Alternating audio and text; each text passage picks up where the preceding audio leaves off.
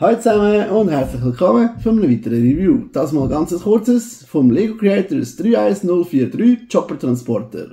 6 plus 124 Teile 3 in 1. Wir haben es gebraucht gekauft, das ist wirklich eine Schachtel. Anleitung 1, Anleitung 2 und Anleitung 3. Wir haben nur so viele Teile übrig, ich weiß nicht, ob es noch alles mehr hat. Und es ist nicht Minifigurenmaßstab, aber es dreht, kann abgenommen werden, fährt.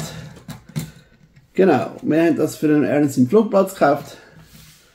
Und das wär's schon.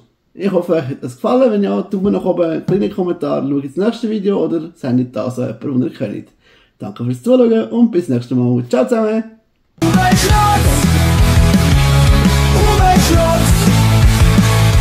das heißt Hügelstein und das auf Schweizerdütsch.